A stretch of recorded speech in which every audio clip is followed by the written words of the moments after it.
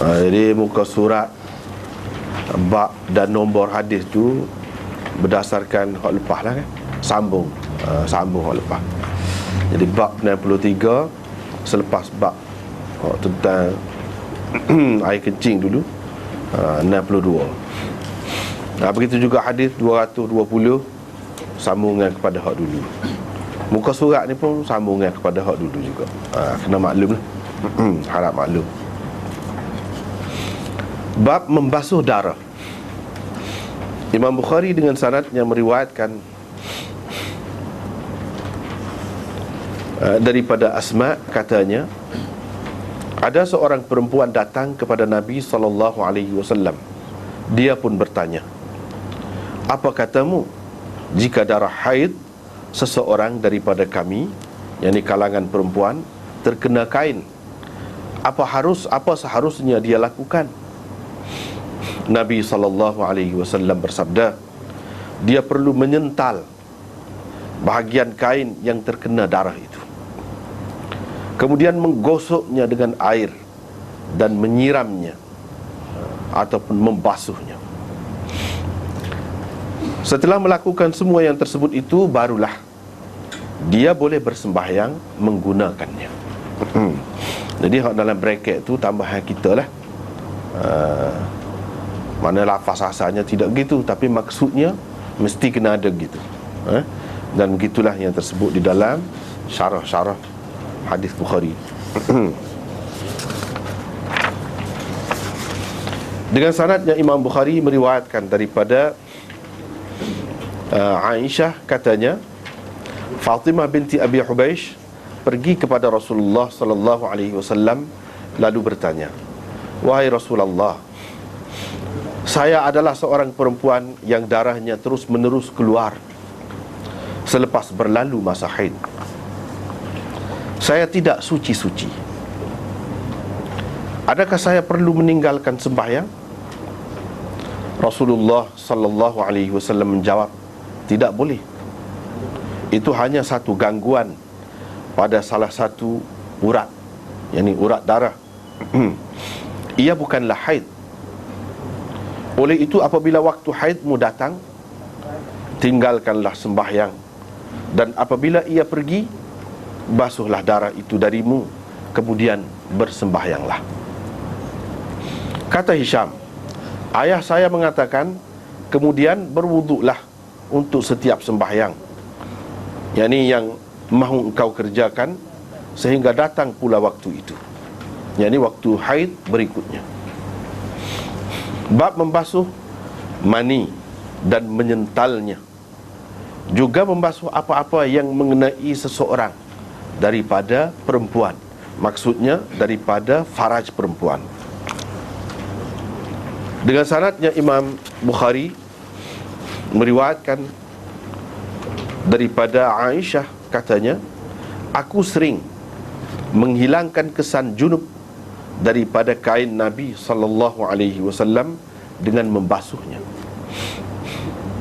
Selepas itu beliau SAW keluar untuk bersembahyang dalam keadaan tumpukan air kelihatan pada kainnya. Dengan sanadnya Imam Bukhari meriwayatkan daripada Sulaiman bin Yasar, katanya, saya bertanya kepada Aisyah tentang mani yang terkena kain. Aisyah menjawab, aku selalu menghilangkannya dari kain Rasulullah SAW dengan membasuhnya.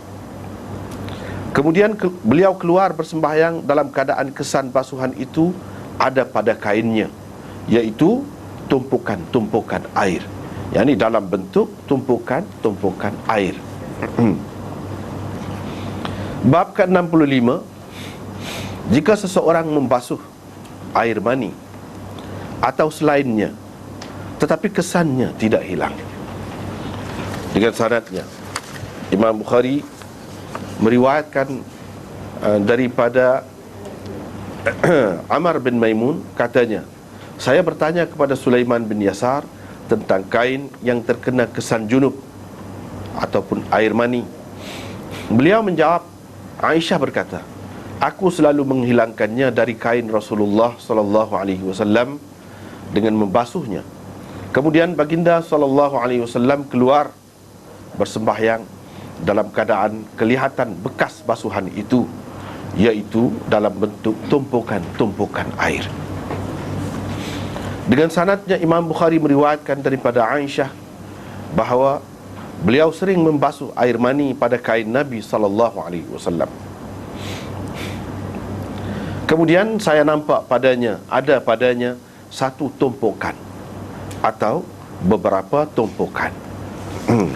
Itulah 2-3 bab yang dibaca sana. Kita tengok semula.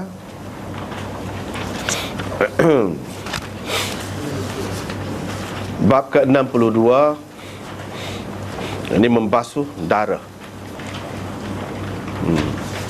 Saya buat nota tu. Nota tu kira-kiranya paling ringkas lah tu. Sedapat mungkin, seringkas mungkin dibuatkan. Nota 112 112.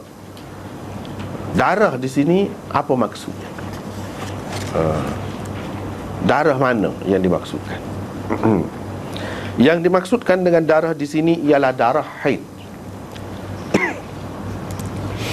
darah nifas, darah wiladah, dan darah binatang, bukan darah-darah lain yang keluar dari tubuh manusia.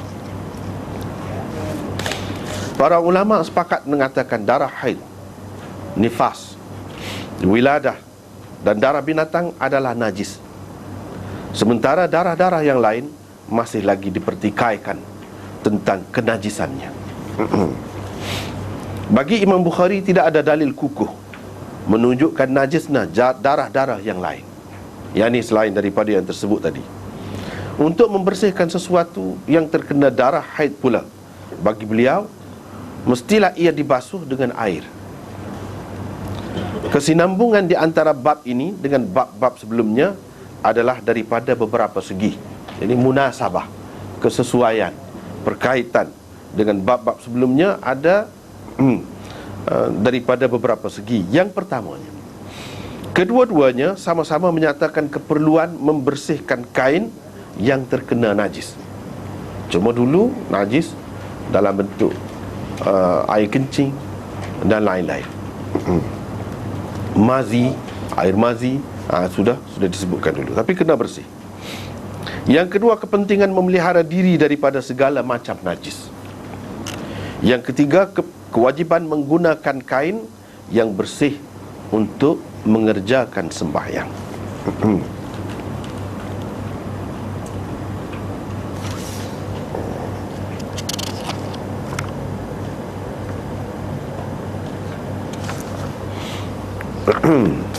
Ni habis dah cerita air kencing tu, habis dah. Masuk bab lain pula. Tapi Imam Bukhari masih nak cerita tentang najis lagi, tentang najis lain lah pula.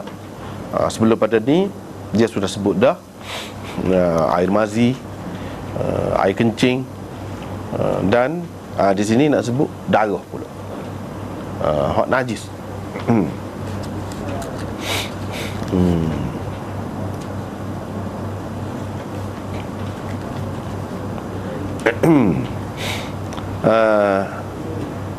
Imam Bukhari, cara dia dalam kitab dia ni, kalau dia nak ayat najis, dia akan guna perkataan ghasl, basuh. Dulu kalau, tapi tak bawa lah kan, masing-masing tak bawa ni hak dulu kan. Kalau bawa boleh juga, boleh kita rujuk kepada hak dulu. Tapi oleh kerana sudah belajar dah sebelum pada ni, kira-kiranya ingatlah sikit sebanyak. Dulu pada ketika menceritakan tentang najis air kencing pun, untuk membersihkannya dia guna ghasl, basuh. Air mazi pun ghasl juga, basuh. Di sini darah, dia guna perkataan ghasl juga. Nak ayat isyarat daripada dia bahawa benda ni najis. Dan najis ini tidak akan suci, tidak akan bersih, melainkan dengan dibasuh. Supaya hak dulu pun kena basuh, hak ni pun kena basuh juga. Kalau tidak suci. Dan bagi dia, nak suci ni bagi Imam Bukhari hanyalah dengan basuh dengan air. Dengan air. Maksud air tu air mutlak lah. Tak boleh dengan cecair lain, walaupun bersih. Tak boleh. Walaupun halal dimakan misalnya, tak boleh. Misalnya dengan cuka ke dengan apa, kau tak boleh. Itu nombor satu sekali kita nak cerita mazhab dia tu dulu. Sebab bila belajar Sahih Bukhari ni nak tahu hak dia. Hak orang lain tu nombor dua, hak dia. Hak dia macam gitu. Yang pertamanya darah tu najis. Tapi darah ni bukan semua darah juga. Bukan semua darah juga. Dulu kita sudah jumpa dah, bagi Imam Bukhari yang membatalkan air sembahyang ialah dan najis juga kalau hak keluar daripada tubuh manusia ni, iaitu melalui qubul dan dubur. Mestilah difahami bahawa maksud qubul ialah saluran hadapan itu.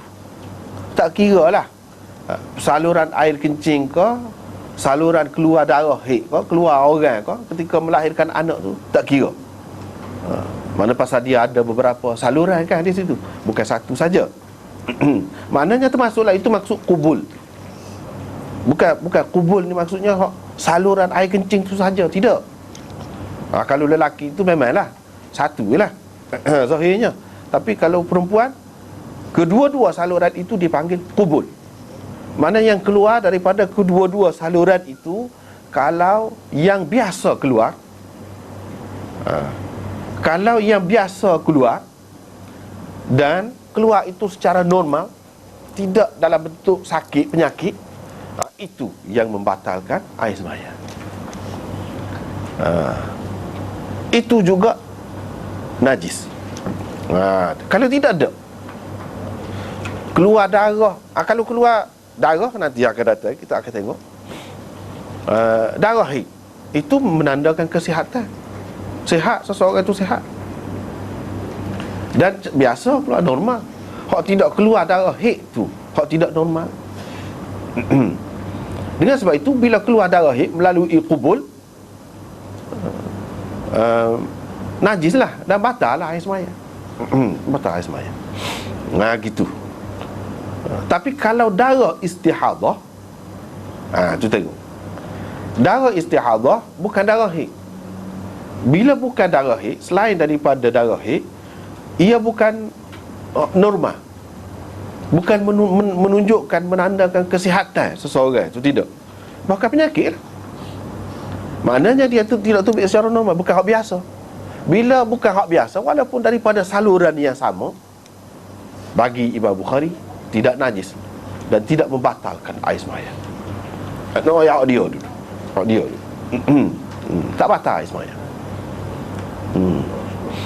Itu kalau keluar melalui saluran tu. Kalau air dulu kita sudah bincang dah ni, cuma ulas semula untuk ingat semula. Kalau air kencing pun, kalau keluar melalui pembedahan kok perut misalnya, masuk dalam beg dia tu, itu tidak membatalkan air sembahyang bagi Imam Bukhari. Sebab apa? Sebab tidak keluar melalui saluran biasa dan cara biasa. Kalau sihat tidak lagu tu. Dia dan kebaikannya, iaitu orang yang sakit ni tidaklah penat kena ambil air sembahyang, kena ambil air sembahyang semacam. Itu kelebihan dia. Tidak penat. Dahlah dia tu sakit kan, diuji dengan sakit, tiba-tiba kena acak pula ambil air sembahyang, kena basuh, kena gitu gini. Terutamanya orang yang mengalami masalah lagu sadi lah. Duduk erek, kita kata duduk bergajabir ni, gimari, penat tu, susah tu, perasaan pun terganggu. Lepas tu dia tiba-tiba kena ambil air sembahyang semua. Itu dari segi kebaikan dianya, kelebihan dianya, tidak menyusahkan. Imam Bukhari berpendapat kalau hak lain selain daripada ni, walaupun melalui jalan yang sama, tapi tidak menunjukkan kesihatan seseorang, tidak hak biasa, tidak batal air semaya dan tidak najis. Bila dia sebut darah di sini, itu darah yang dimaksudkan, hak kena basuh, hak najis. Adapun hak lain-lain, misalnya kita luka, dulu kita sudah jumpa dah, bincang dah juga, duduk tengok semaya, cabut anak panah kan, mestilah darah banyak, dia terus semaya. Nabi SAW tak ada kata mu kena semaya semula, batal dah semaya muka najis, semaya agak dia tak ada guna dah. Tak ada. Imam Bukhari pegang hak tu lah, darah tu tidak najis dan tidak batal air semaya. Kalau batal air semaya, apa guna semaya? Tak ada teguran daripada Nabi SAW. Tak ada teguran tu menunjukkan sah lah, boleh lah lagu tu. Itu cara dia pegang. Dulu sudah bincang. Sekarang ni bila dia sebut darah, maksudnya darah bukan hak tu, hak lain. Sebab kita tahu mana. Kalau orang yang mengaji bahasa Arab, dia faham. Alif lam sebutir, ghuslid dam, ad-dam, alif lam. Hak tu sebutir tu menunjukkan darah ni darah yang khusus, ada darah tertentu yang dimaksudkan. Bukan semua macam darah. Macam Imam Abu Hanifah, dia kata kalau keluar darah kat hidung, keluar darah hidung, batal air semaya. Imam Bukhari kata tak, tak batal. Sebab keluar darah daripada tubuh manusia, tak batal. Ada kesenangan juga kepada doktor-doktor misalnya, dia duduk berubat orang, ni ada ngecik sana sini, gaduh lagi, dia penat lagi, susah. Tiba-tiba mayat, tengok darah, mayat semula dah lah. Kalau habis waktu dah, kena qada, sebab tak jadi dah semaya tadi. Susah. Tapi kalau pendapat Bukhari ni, kita tengok mudah, senang, tidak penat di situ. Tidak penat. Darah nifas, darah wiladah ni hak biasa, hak natural, dan normal. Hak tu batal air semaya dan najis lah hak tu. Kalau tidak lagu tu, misalnya darah istihadah, keluar melalui saluran yang sama tapi tidak najis, tidak batal air semaya. Inilah pendapat Imam Bukhari dan juga pendapat Imam Malik. Dulu sebut dah. Inilah disebutkan. Tetapi beza pendapat lah. Tadi kita rayak dia, orang lain kata tak, darah macam Syafi'i ke siapa ke, membatalkan air semaya kalau banyak, dan darah itu najis, sikit pun najis. Kena bersih. Kalau semaya dalam keadaan ada darah, tak sah semaya, sebab najis ada. Sebab dalam Quran sebut tentang darah tu, au daman masfuhan fa innahu rijsun. Rijsun, dia sebut najis. Daman masfuh. Daman masfuh ni darah yang mengalir ni tidak semestinya mengalir melalui kubul sahaja. Mana-mana bahagian pun boleh mengalir darah. Dia pegang hak tu. Imam Bukhari pegang hak tu juga. Tapi dia kata tu bab lain, tu bab makan tu. La ajidu fima uhiya ilayya muharraman ala ta'imin yat'amuh illa an yakuna maitatan aw daman masfuhan aw lahma khinzirin fa innahu rijsun aw fisqan uhilla li ghairi Allah bih. Kalau kita baca ayat tu, bab dia tu kata bab makan, bukan bab nak cara najis. Rijsun itu dari segi dia tu tak boleh makan, kotor. Bukan dari segi apa nama ni, najis zahir dia tu tak. Dengan arti kalau kita sentuh bangkai, misalnya kita sentuh bangkai, jadi cuma ke tangan kita, batal ke air semaya kita dengan sebab sentuh bangkai? Tak. Tapi kotor. Begitu juga apa ni, kita kata dadah, memabukkan, menghilangkan akal. Tapi kalau sentuh, bahkan kalau bubuh dalam poket semaya pun tak batal air semaya. Semaya pun tak batal. Walaupun dia orang panggil najis dadah, orang panggil, tapi tak batal. Gitu. Supaya juga di sini tak boleh pegang. Ayat tu tak terang, kata dia. Hak terang je tak boleh makan darah, minum darah tu tak boleh. Hak tu terang. Hak tu semua terima tu.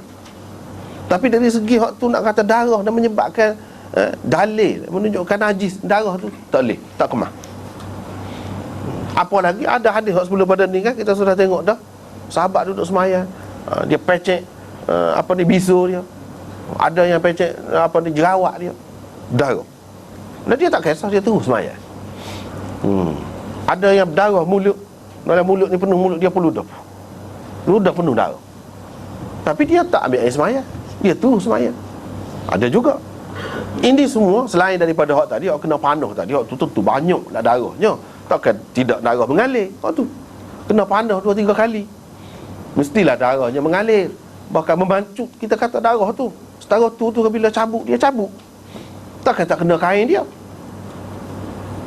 Apa yang dia terus semayang dan dia royak kepada Nabi. Lepas pada tu Nabi tak ada kata apa-apa. Ini menunjukkan bahawa darah saat ni daripada tubuh manusia tidak membatalkan air semayang, tidak najis. Tetapi kalau hak keluar daripada kubul dan dubur, itu lain. Daripada kubul, misalnya perempuan itu darah haid, itu yang biasa, saluran yang biasa. Dan kita sudah bincang panjang ada hak tu. Man lam yaral wudu illa minal makhrajain, di bawah tajuk tu dulu. Orang yang berpendapat tidak perlu berwudu, tak batal air semayang, melainkan kerana keluar daripada salah satu dua jalan. Hak tu, hak lain tak batal. Orang yang berpendapat gitu tu, siapa dia? Dia sendirilah. Dan orang yang sependapat dengan dia lah, Imam Bukhari tu. Maknanya kalau Imam Syafi'i, sikit pun tak boleh. Sikit pun tak boleh. Cuma dalam fiqh Syafi'iyah, dia adalah perbezaannya. Ada yang kata kalau sikit dimaafkan, sikit tu setara mana pula, macam-macam lah pendapat. Begitu juga dalam mazhab Hanafi pun, najis, darah najis. Sikit dimaafkan, sikit tu macam mana, masing-masing lah. Ada yang kata besar kuku ni, jari kelingking. Ada yang kata besar kuku jari manis. Ada yang kata besar kuku ibu jari. Ada yang kata ni setengah tapak tangan. Macam-macam. Itu sikit lagi. Tak tetap. Hak ni kata gini, hak ni kata gini. Tapi dia kata hak sikit. Hak sikit mengikut masing-masing lah. Hak tu dimaafkan. Tapi kalau banyak, tak boleh, tidak dimaafkan. Itu pendapat hak kebanyakan, hak ramai-ramai.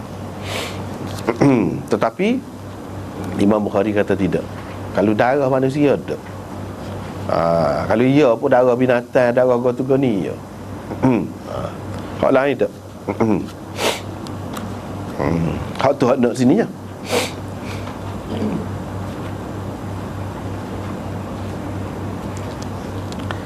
Lepas tu kita tengok hadis Fatimah daripada Asma, katanya ada seorang perempuan datang kepada Nabi SAW. Dia pun tanya, apa katamu jika darah haid seseorang daripada kami, yakni orang-orang perempuan, terkena kain, apakah seharusnya dia lakukan? Itu tanya perempuan itu. Ini kita tidak nak bincang panjang lagi tentang haid secara khusus, sebab Imam Bukhari buat bab khusus tentang haid ni panjang juga, 3-4 lah juga, kitab besar tu panjang. Lepas pada kitab taharah ni, kita pergi kepada kitab mandi. Lepas pada mandi tu baru haid. Situ baru tepat dia sebenarnya. Jadi sini ni sikit-sikit lah kalau kita sentuh pun. Dia tanya, lagu mana kalau kena kain? Apa sepatutnya kita nak buat kan? Nabi SAW kata, dia perlu menyental kain yang terkena darah. Menyental tu gonyuh lah, buat gini ke, gesek gini kain tu. Ataupun di gapo-gapo ko, gonyuh gitu, di dinding ko, di kayu ko, ikutlah harganya. Itu maknanya tahuttu. Kemudian menggosoknya dengan air. Lepas tu ambil air sikit, cuah sikit-sikit, gosok. Lepas pada tu siram ataupun basuh, cuah air banyak. Kalau kita perhati sini, Imam Bukhari nak, itu cara dia. Dia rayak basuh darah. Darah ke apa? Tengok hadis. Tengok hadis bawah dia. Darah apa? Darah haid ni. Darah haid ni kita tahu najis. Tahu mana? Tengok. Untuk membersihkannya, bila orang tanya, Nabi royak 2-3 cara tu kena buat jujur. Tak najis kalau lagi benda setara ni. Kalau tak najis, dia pakai lok lah. Ni tak. Dia suruh gonyo dulu, kesek dulu, gosok di gapo-gapo dulu. Lepas tu ambil air sikit, gonyo pula. Lepas tu baru curah air pula. Ini semua menunjukkan bahawa darah haid itu najis. Tu Imam Bukhari faham gitu. Orang-orang lain pun, ulama-ulama besar pun faham lagu tu, hadis ni. Sebab dia suruh gitu mau nak. Lepas tu kalau dia nak guna kain tu pun boleh. Barulah boleh bersembahyang menggunakannya. Lepas pada buat semua tadi, barulah boleh. Kalau tidak, tak boleh. Guna kain lain tak apalah. Kalau nak guna kain tu juga, kena buat seperti ni. Lepas tu baru boleh buat sembahyang. Makna suci dah. Suci dah lah, baru boleh buat sembahyang. Kalau kotor mana boleh buat sembahyang. Ini kita faham daripada sini bahawa untuk sembahyang dia kena suci tubuh dan kain. Bila suci baru boleh. Kalau tidak suci tak boleh. Sembahyang pun tak ada guna, tak sah lah. Itu panduan daripada hadis ini. Nak buat kerana pada orang perempuan mustahak benar lah ni. Hak ni mustahak benar.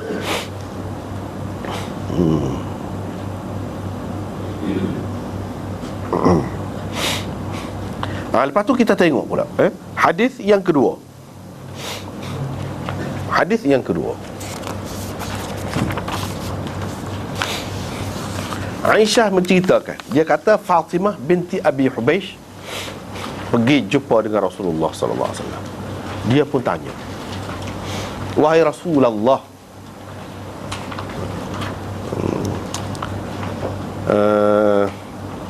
saja ni nak cerita ni apa yang kita kata Rasulullah, kadang-kadang Rasulullah, kadang-kadang Rasulillah. Kita sebut mengikut ada dalam hadis.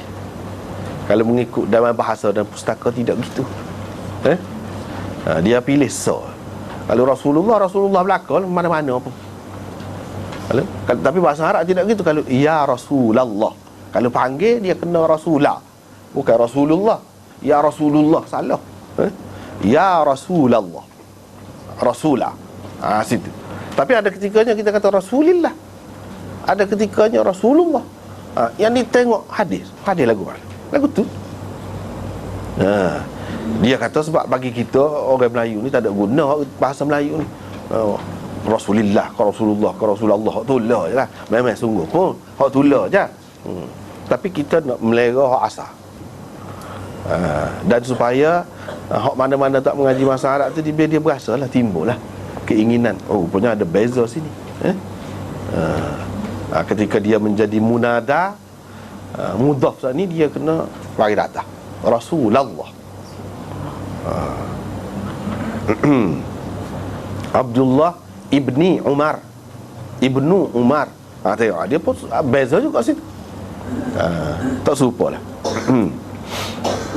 Wahai Rasulullah, dia kata, saya adalah seorang perempuan yang darahnya terus menerus keluar selepas berlalu masa haid. Saya tidak suci-suci, tak berhentilah darah tu berterusan. Dalam keadaan ni saya perlu tinggal sembahyang. Dia tanya. Rasulullah SAW menjawab, tidak boleh, tak boleh tinggal sembahyang. Itu hanya satu gangguan pada salah satu urat. Nabi kata itu gangguan, itu penyakit lah. Ia bukanlah haid, bukan haid tu. Oleh itu, kata dia, apabila waktu haidmu datang, bila mari waktu haid tu, sampai masa dia skala, kamu tinggalkanlah sembahyang. Tak usah sembahyang berapa hari, misalnya kita 6 hari ke 7 hari ke, mengikut keadaan orang lah. Dan apabila ia pergi, bila habis tempoh tu hak skala, basuhlah darah itu darimu, kemudian bersembahyanglah. Basuh darah tu, lepas tu sembahyang. Boleh sembahyang. Ini hadisnya. Hak yang kedua ni Imam Bukhari buat mari. Hak yang pertama tadi, hadis tadi, darah haid. Hak yang kedua ni darah istihadah. Kita nak raya hak dia dulu, buah dia dulu. Buah dia dulu. Cuba tengok sini. Kamu basuhlah darah. Lepas pada tu semaya. Mana dia kata ambil air semaya? Mana dengan keluar darah istihadah tu tidak batal air semaya. Kalau ada pun hak ni Hisham kata ayah dia raya. Ayah dia tu siapa? Nabi kah? Tidak. Sahabat kah? Tidak. Tabi'i ayah dia. Hisham bin Urwah. Urwah bin Az-Zubair. Zubair tu sahabatnya, ayah dia tu. Dia ni bukan sahabat. Ini pendapat dia. Kalau iya pun kita nak terima ada air semaya, molek saja. Bukan makna wajib. Hak lafaz hadis Nabi, hak Nabi kata sendiri lagu mana? Hak di atas tu basuh. Oh tak kira lah berlumuran begitu tak basuh. Tapi bukan makna basuh tu semestinya basuh tu menunjukkan najis sesuatu tu. Sebab kita beringu, kita pusing hingu, kita basuh, makna najis? Tak. Tidak najis, tak mesti basuh tu makna najis. Supaya juga di sini dia kata lepas tu semaya lah. Kalau ada air semaya dah, semaya. Gitu. Maknanya air semaya tidak terbatal dengan keluarnya darah istihadah. Itu juga pendapat Imam Malik. Itu juga pendapat Imam Malik. Tetapi ramai lagi ulama-ulama yang lain seperti Imam Syafi'i, Imam Abu Hanifah dan ramai lagi orang lain. Dia kata bila pergi darah haid tu kena mandi. Orang darah istihadah ni, ada darah istihadah, dia kena mandi. Mandi tu bila? Setiap kali nak sembahyang kena mandi. Dan orang yang kata kena wuduk juga batal dengan keluar ni, muka najis, batal air sembahyang, dia kena ambil air sembahyang semua. Itu satu pendapat. Satu lagi pendapat yang mengatakan 3 kali sehari dia kena mandi. Subuh, lepas tu Zuhur dan Asar. Zuhur dan Asar tu dia jamuk. Jamuk suri orang panggil. Jamuk suri ni Zuhur dalam waktu dia tapi di hujung waktu. Asar dalam waktu dia juga tapi di awal waktu.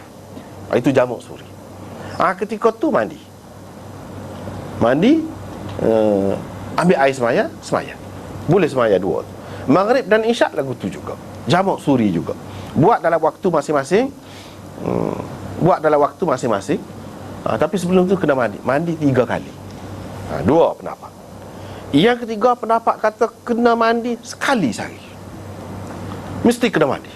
Orang hak darah istihadah kena mandi sekali sehari.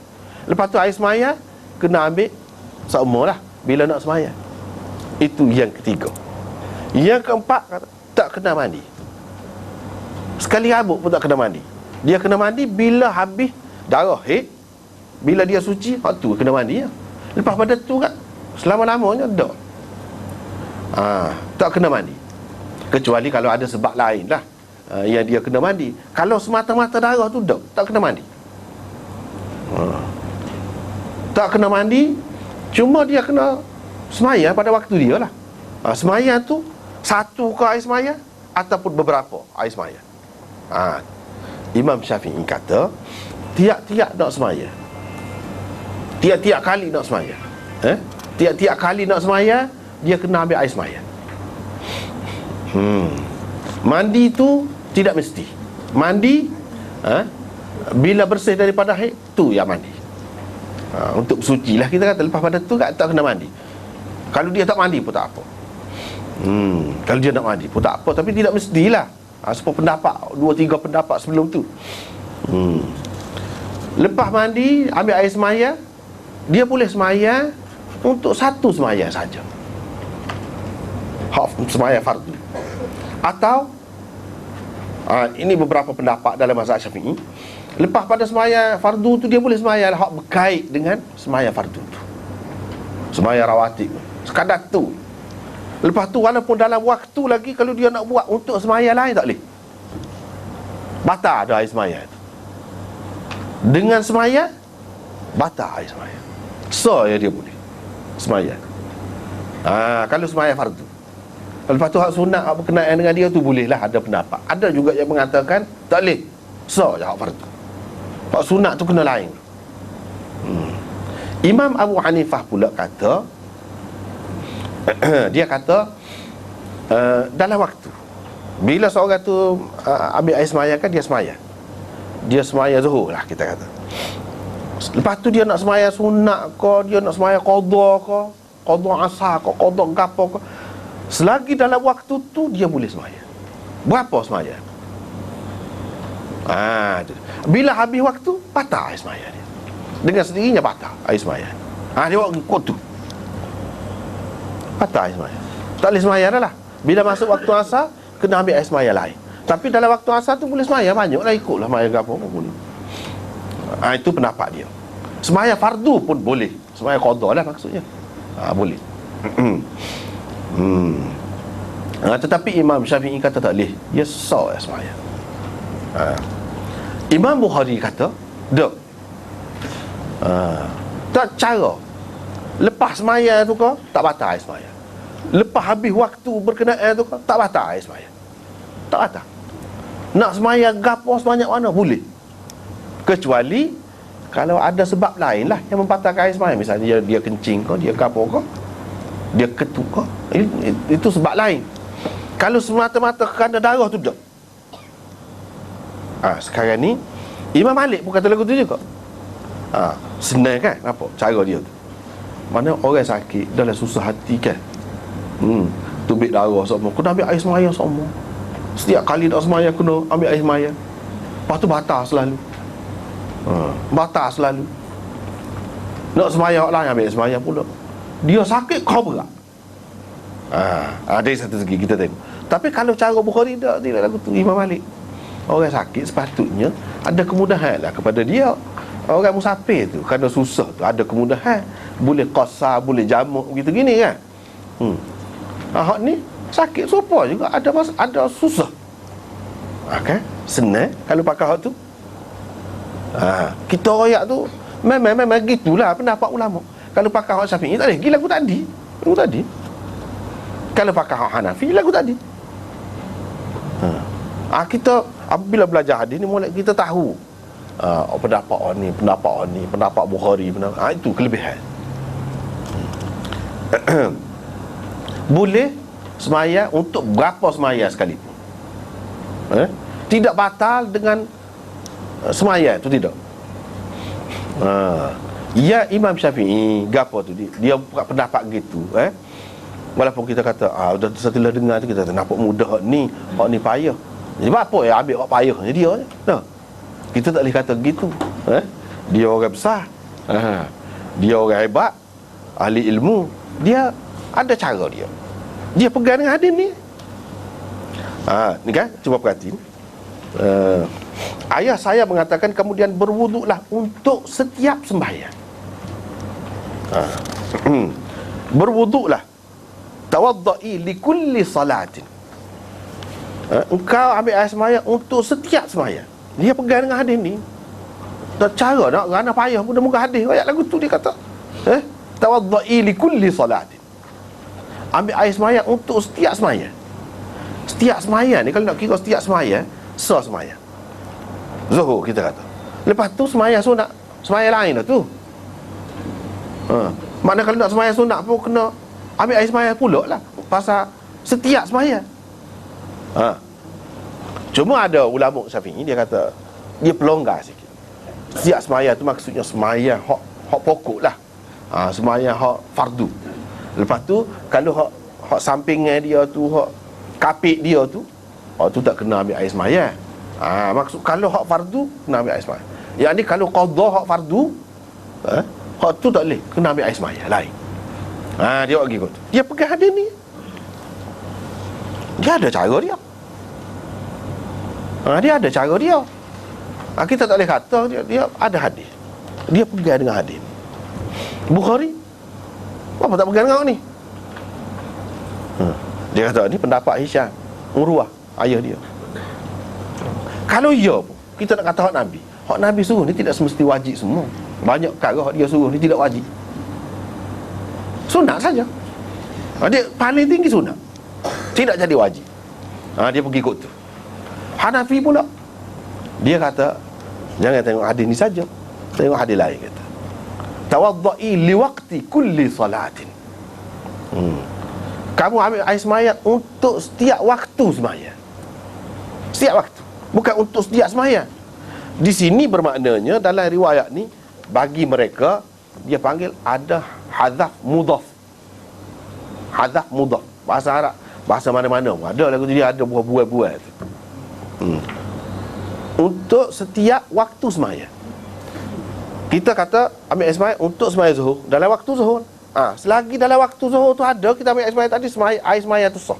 Boleh untuk semayang gapo pun, semayang berapa kali nak semayang pun, semayang fardu pun boleh. Dia buat gitu tu, liwaqti kulli salatin, bukan likulli salatin, tapi liwaqti kulli salatin.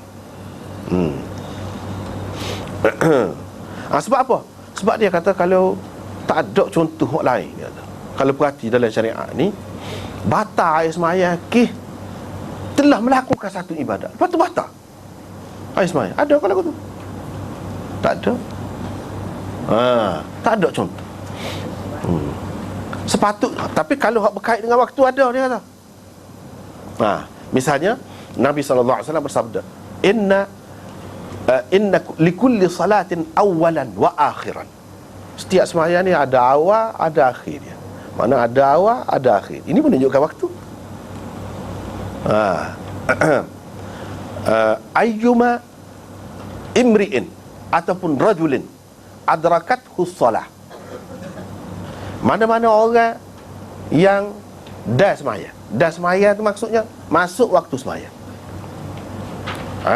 Hak ni pun solat dia sebut, tapi maksudnya waktu sembahyang. Bila masuk waktu, maka jadi wajiblah atas setiap orang tu mengerjakan sembahyang dalam waktu tu. Makna dia kait dengan waktu dia ada. Begitu juga orang yang sapu khuf. Kalau orang bermukim untuk sehari semalam, orang musafir untuk 3 hari 3 malam, bila habis waktu tu, dia batal dengan sendiri. Dia kena buka lah khuf dia tu, dia kena basuh pula kaki dia, lepas tu baru pakai pula. Boleh pula untuk 3 hari pula kalau musafir. Mana dia berkait dengan waktu, ada kata dia. Itu kita tengok dalam syariat ni ada. Lepas tu kita tengok hadis pun ada juga. Kalau untuk setiap sembahyang, apa ada hadis lain tu kata untuk setiap waktu sembahyang. Nak pakai mana? Lebih baik kita pakai waktu. Itu pendapat dia. Itu pendapat dia. Tapi pendapat Imam Bukhari tidak begitu. Lebih mudah lah. Serupa juga dengan Imam Malik.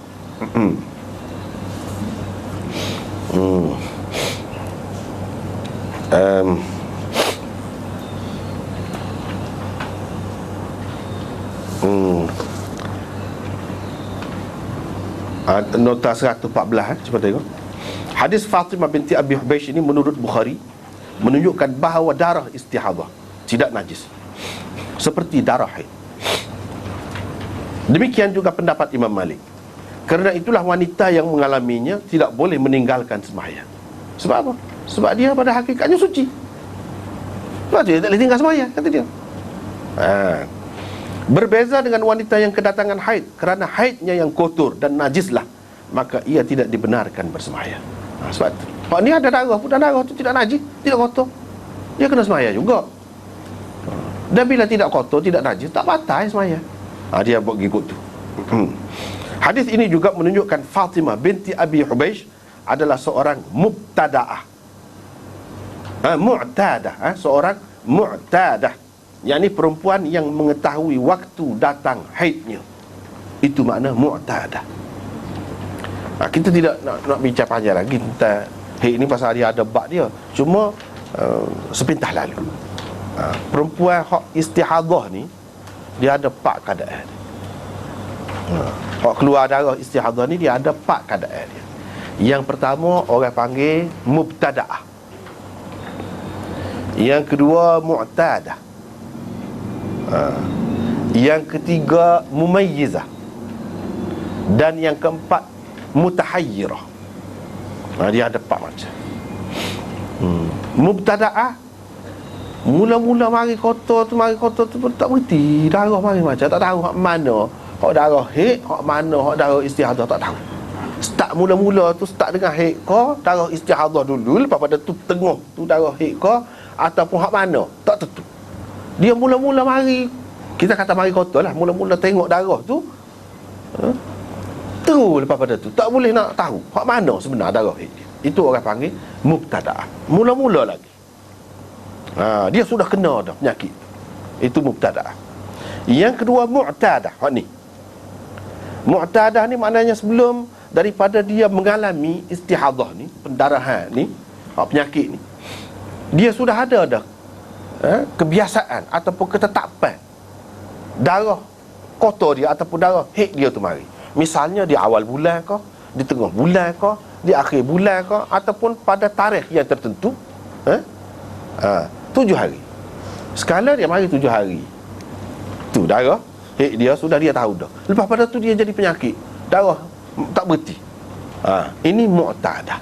Hak lagu ni, hak mu'tadah ni, lagu ni lah Nabi royaknya. Hak panjang lagi tu dalam bab haid lah. Ni kalau mu'tadah ni, bila siapa masa hak skala tu mari, mu berhenti sembahyang. Kita kata 7 hari lah di awal bulan. Lepas pada 7 hari tu, darah ada lagi tu kira tidak darah haid lah. Sebab skala tidak keluar pada masa tu. Ni perempuan hak sudah jadi tetap lah, sudah ada kebiasaan dia. Lepas pada tu kan istihadah. Bila istihadah tak boleh tinggal sembahyang, kena sembahyang. Itu orang panggil mu'tadah. Yang ketiga mumayyizah. Mumayyizah ni maknanya perempuan yang dapat membezakan darah dia. Hak ni darah haid, hak ni tidak darah haid. Dia boleh membezakan melalui warna ke, ataupun melalui rasa ke.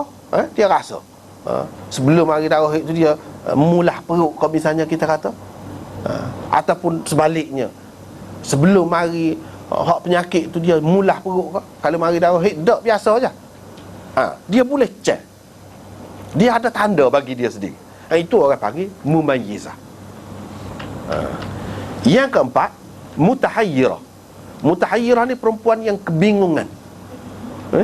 Perempuan bingung, dia tak boleh nak tentu melalui warna, melalui rasa pun dia tak boleh nak tentukan darah gapo ni. Dan dia tak tahu juga kebiasaan dia tak tetap. Dia haid dia tu tak tetap. Kadang mari awal bulan, kadang mari tengah bulan, kadang mari hujung bulan. Jadi dia nak kata mana, nak kata mengikut kebiasaan, dia tak ada kebiasaan. Itu bingung tu. Jadi bingung, dia nak aran. Dia ada hukum sendiri-sendiri tu dalam bahik lah. Kita tidak nak panjang sini. Kalau mubtada'ah lagu mana hukum dia. Lepas tu mazhab pula. Hak ni pendapat ni banyak pula pendapat tu pula situ tu. Jadi tak apalah. Setengah-setengah orang kata duk cakap panjang lebar gitu mana. Leh, benda ni ibadat hidup. Hidup kita ni agama ni mana kena cara benda ni. Apa kalau sembahyang pun tak sah nak gapo. Hak tu hak paling besarnya. Gol lain tu tidak semua orang mengalami. Kalau perempuan ni boleh katakan semualah mengalami benda ni. Dan di sini ada kaitan dengan ibadat dia tu. Kalau gol lain dia nego. Bukan semua perempuan nego. Nak tahu hukum nego. Mengetah ke? Perempuan mengetah ke? Dia tidak jadi menteri besar ke? Tidak jadi hakim ke? Dia hak kebanyakannya hak ni dah berkait dengan ibadat. Dengan sebab itu penting dia kena tahu dia tu siapa. Mubtada'ah ke, mu'tadah ke, mutahayyirah ke, mumayyizah ke, siapa. Dia kena tahu. Dengan sebab itu anak-anak kita penting benar kita kena ambil berat. Ambil berat lagu mana. Bila dia mari kotor tu, kalau boleh tanda, kalau boleh ingat tak apa dah, tak tanda pun. Ni start dia mari. Tak cara lah darah haid ke darah istihadah ke, tapi mula-mula nampak darah lah kira-kira je. Lepas tu kalau dia sudah jadi kebiasaan dia awal bulan ke misalnya, tak apa, itulah adat dia. Akan datang boleh, kalau berlaku gini boleh pakai hak ni. Kalau dia ni lagu lain, kena ambil tahu lalu. Takut-takut dia mula-mula mari tu tak berhenti darah, tak tahu hak mana haid, hak mana istihadah. Apa boleh jadi berlaku?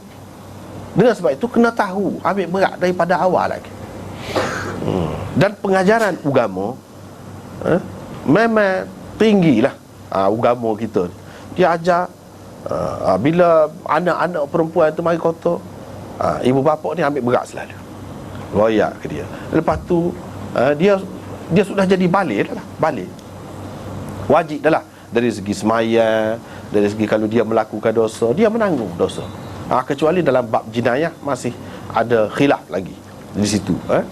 Dalam bab jinayah kena umur berapa? Adakah semata-mata dengan mari kotor tu serupa dengan orang lelaki dari segi jinayahnya? Yang ni kalau dia curi kena kerak tangan lalu, kau kena umur berapa? Itu ada khilaf. Itu lain. Tapi kalau dalam bab ibadat ke apa ni memang, yang ni orang perempuan itu lebih cepat matang daripada orang lelaki dari segi kelayakan untuk berumah tangga, untuk mendapat anak. Memang kita tengok pun begitu, orang perempuan dia lebih matang, cepat, lebih cepat. Hek pun mari awal. Sebab tu dia ambil kira dah. Ambil kira dah dari segi semaya, dari segi gapo pun kena tahu tentang ni. Sebab apa? Sebab dia cepat matang tu. Jadi kita kena ambil tahu. Lepas tu kena royak ke dia, molek ke anak-anak tu. Jangan menakut-nakutkan dia, ataupun royak benda-benda yang menyusahkan hati dia lah. Jangan. Bahkan kena royak. Kalau boleh kita tahu falsafah ni, mandi, mengangkat hadas, kita panggil ni kan, mengangkat hadas, apa hikmah dia mandi junub, apa hikmah dia? Kalau boleh royak lagu tu lagi molek, barulah dia berasa lapang dada menghadapi hidup, menghadapi apa yang dia alaminya dengan senang hati. Dalam keadaan tahu, ada maklumat. Iaitu kita kena royak ke dia, ini tanda rahmat Tuhan kepada kamu. Kamu bermaknanya layak. Mungkin nak suka budak-budak mula-mula kan tak? Budak-budak nak suka kita royak tu, ataupun dia tak faham apa. Tapi hakikat sebenarnya itu nikmat dan rahmat Allah SWT yang sangat besar kepada perempuan. Sebab apabila mari tanda dia mempunyai kelayakan untuk menjadi ibu. Maknanya kira-kira tanda awal lah, kelayakan untuk apa ni, ada zuriat seterusnya. Dan ada zuriat, ada anak pinak ni besar maknanya. Budak-budak yang ketika kita rayak begitu, boleh jadi dia suka, tapi hak tua-tua dah tu tahulah setara mana besarnya. Jadi mandi tu tanda syukur, suka. Suka. Sebab mandi raya kan, ada sunat mandi raya, suka lah. Mandi junub. Dengan kita dapat buat apa dia, mengadakan hubungan suami isteri, barulah nak ada hasil dia. Hasil tu tidak benda yang menggembirakan, suka. Itu mandi junub. Selain daripada hikmah-hikmah lain lah, banyak lah lagi. Tapi hak tu sekurang-kurang. Sebab kalau tak ada hik ni, tak ada, tak akan beranak. Tak akan beranak. Buai rahim ke ataupun rosak ke, dia ada masalah lah, akan timbul lah. Dengan sebab itu masalah hik ni kena ambil berat. Kalau dia sakit ke, kalau dia apa, cepat-cepat kena jumpa doktor lah. Biar pulih, biar molek, biar jadi molek. Sebab apa? Tanda juga itu dari segi kesihatan dia, kelayakan dia akan menjadi ibu ke tidak ke apa, semua tu ada kaitan dengan hal tu. Kalau biasanya perempuan tu yang memang hek dia molek lah juga. Dari segi mood dia tu semasa mengandung ke, mudah beranak ke, dia molek belakang. Tapi kalau ada gangguan situ, kena berikan. Boleh jadi tak dapat anak ke, boleh jadi akan cacat ke, boleh jadi macam-macam lah. Boleh jadi. Dengan sebab tu kena beringat. Bagi kita belajar agama ni, tanda tu bagi orang perempuan itu, bagi orang perempuan. Sebab itulah doktor-doktor kan, kalau orang perempuan dia tanya hak tu. Kalau orang lelaki tanya tidur ke, boleh tidur ke? Pas lagu mana? Makan minum boleh makan kau lah, suruh lagu mana? Dia tanya hak tu kan. Buang air lagu mana? Tapi kalau orang perempuan tanya soal lagi, mari kotor lagu mana? Dia kena tanya hak tu. Dia kena tanya. Tak tanya hak tu tak betul tu, tak pandai tu doktor tu lagu tu. Sebab apa? Salah.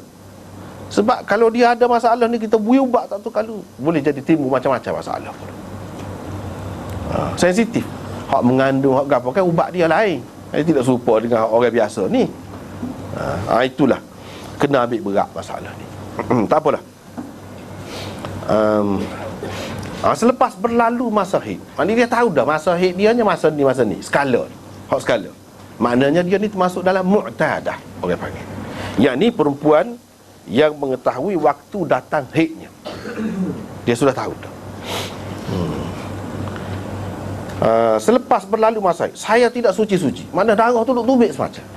Kira-kiranya dari segi darah ni, kalau darah haid kita sudah maklum, tak boleh sembahyang. Darah haid itu najis. Sahabat ni dia sudah tahu dah, sahabat perempuan ni, Nabi SAW, dia tahu dah. Dia tanya ni, dia tahu dah waktu tu.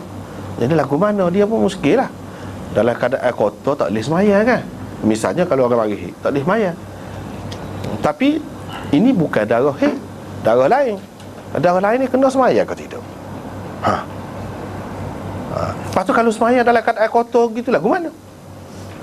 Boleh kau sembahyang dalam keadaan kotor? Itu kemuskilan dia. Dalam keadaan kotor ni boleh sembahyang. Itulah Nabi SAW kata, bila dia tanya, apakah saya perlu meninggalkan sembahyang? Mana kalau tengok kepada kes haid tu, kena tinggalkan sembahyang. Darah yang keluar daripada saluran yang sama. Tu berhenti sembahyang, tak boleh sembahyang. Jadi hak ni nak kena berhenti sembahyang juga. Nabi SAW kata tidak boleh. Menunjukkan beza tu. Darah haid dengan darah ni. Darah haid menunjukkan seseorang itu normal, sehat. Dan itu sebagai nak suci, bila suci kena mandi ke apa, sebagai syukur kepada Allah Subhanahu Wa Taala. Adapun darah ni tak, dia penyakit, menandakan penyakit. Tidak boleh. Itu hanya satu gangguan pada salah satu urat, dia kata. Dalam setengah-setengah riwayat dia sebut azil. Tapi bukan semestinya urat tu saja. Urat mana-mana lah. Darah ni kan, kalau pecah ataupun putus mana-mana urat, dia akan keluarlah darah mana-mana pun. Mana kerana pecah ataupun ada gangguan pada mana-mana urat darah. Dan urat ni ada berkait dengan rahim dia tu lah, berkait dengan saluran dia tu. Hak tu lah. Ia bukan haid.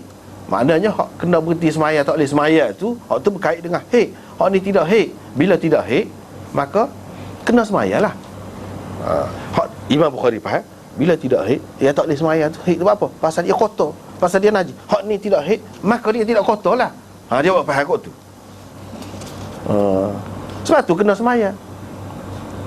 Sebab tu tak batal air semaya. Mengikut Bukhari lah. Orang lain kata batal air semaya, tak cara lah tu. Bukan dia tanya ni, dia nak ambil peluang, nak dapat kemudahan. Kalau gitu tak payah mayat lah. Dia bukan mari kotor, mari darah istihadah dah ni. Tidak, bukan maksud tu. Dia nak tahu hukum.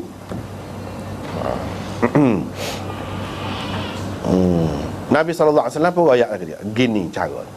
Ini arahan Nabi SAW untuk mu'tadah.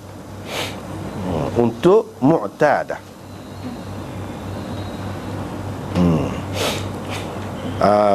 Orang Hanafi hak pakai perempuan ni, istihadah ni, dia kena pakai dari segi adat dia. Hak ni hak nombor satu sekali. Asas dia dalam masalah haid, masalah istihadah ni, hak ni dia pegang dengan hak ni lah. Masa haid tu berlalu, masa itu mana kata tak apalah. Bukan bila darah lagu ni warnanya mari, kamu berhenti semaya. Lepas tu bila darah hak warna lagu ni, hak hitam misalnya, tak ada dah, mari darah hak merah saja, kamu semaya. Bukan lagu tu. Kalau lagu tu makna mumayyizah, dia boleh beza berdasarkan darah tu.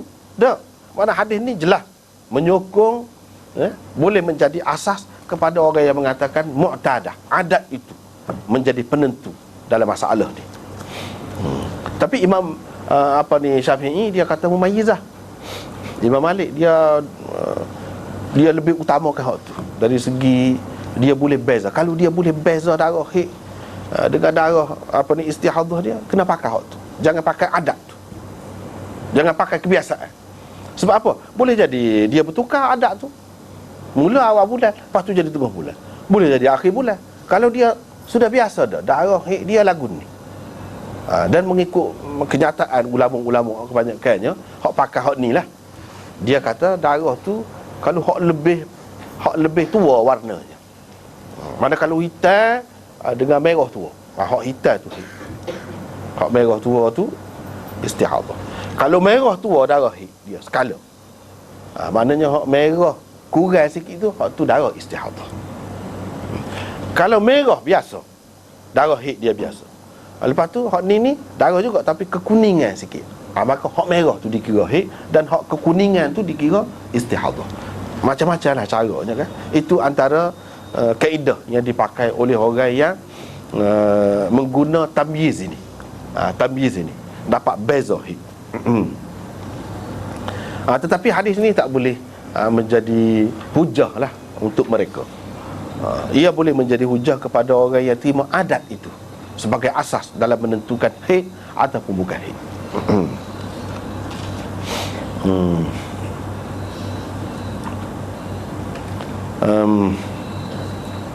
Bila habis dah waktu tu, basuhlah darah tu.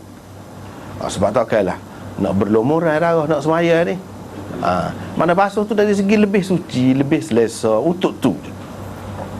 Kemudian bersemayang lah. Dia tak ada ayat, ambil air semaya dulu. Hak Isya royak ni ayah saya kata, ni ayah saya kata berwuduk lah, bukan Nabi kata. Tapi kita kata Isya kata gitu, tu takkanlah dia nak kata apa ni Urwah, dia kata gitu, takkan dia kata mengikut pendapat dia saja. Dia tahulah tu. Ya, kalau dia tahu pendapat orang lain, boleh jadi ijtihad orang lain dah. Ataupun kalau dia tahu hadis pun sekalipun, tidak semestinya hak Nabi suruh tu menunjukkan wajib selalu. Dia bagi situ sunat ni kata dia. Paling tinggi pun sunat. Tapi kalau kita tengok kepada hak asas dia tu, hadis tu je. Basuh darah, lepas tu semaya. Basuh darah, lepas tu semaya. Basuh lagu mana? Basuh lagu mana? Simbol ke? Mesti apabila basuh tu sentuh kan kemaluan tu. Situ timbul pula. Sentuh kemaluan ni batal semaya ke tidak? Mengikut Imam Bukhari dak. Imam Abu Hanifah dak. Lelaki perempuan sama. Tak batal semaya. Tapi kalau mengikut Syafi'i, ni kalau kita kata basuh darah, lepas tu semayalah. Nak semaya lagu mana dah basuh tak disentuh dah. Mestilah kalau tidak sabit kin ni pukim sentuh tu pula jadi batalnya. Dia gitulah. Sebab kaedah dia nya sentuh kemaluan batal air semaya. Lelaki ke perempuan. Bukhari pula lelaki ke perempuan sentuh kemaluan tak batal. Itulah. Hak mana mudah kita tengok kan, nampak mudah Bukhari ni kan. Nampak mudah. Senang banyak. Orang sakit dah, lepas tu kita menyusahkan. Tapi Imam Syafi'i, kau imam-imam lain hak kata gini-gini, dia bukan maksud nak menyusah kau kan. Dia faham cara dia. Kalau kita tak pandai dah, kita seduk komen lah rakyat rumah ni buat apa, buat lagu ni, duduklah dah boleh tidur dah, duduk senyap. Selesa dah, bilik air ada, tandah ada, semua ada cukup. Dapur ada cukup. Itu dia. Tapi kalau kita pandang, kita ngaji, kita boleh rakyat sini kuat comel. Kalau dia buat gini lebih comel. Comel hak ni, kalau nak banding hak ni, dari bab ni. Kita boleh kata lagu tu. Orang ngaji boleh kata. Sebab dia boleh menilai. Dia ada hak untuk menilai. Takkanlah kita ngaji puluh tahun tak boleh nak kata hak mana hak molek, hak mana lebih mudah. Takkan tak nampak hak mana lebih mudah. Takkan tak boleh royak dalam masalah ni hak mana lebih mudah. Siapa pun kalau royak dia boleh kata hak ni mudah, hak ni mudah. Itulah. Pandai dah tu. Kalau boleh kata setara tu. Lepas tu dari segi hujah mana kuat, tu penilaian lain pula. Itulah nak royaknya di sini berkenaan dengan darah. Darah ni najis, tapi bukan semua darah. Bagi Bukhari lah. Bagi orang lain, darah hak tubuh ni pun najis juga.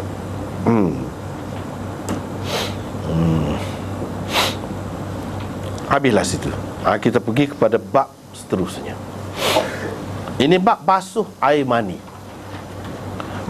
dan menyentalnya. juga membasuh apa-apa yang mengenai seseorang daripada perempuan. Dia tidak sebutlah farash itu sebab sikit dengar kan. Tapi tak ada arah lah kita kena ayat bubuh dalam bracket tu. Kena bubuh dalam bracket tu. Kalau tidak tak faham pula. Sentuh perempuan saja kau maksudnya? Dah, bukan sentuh perempuan saja. Sentuh lagu lain, kena perempuan. Kena perempuan. Kena perempuan, kena kulit dia, kena kaki dia. Gitu kau, kena basuh. Tak kayak gitu. Kena faraj dia.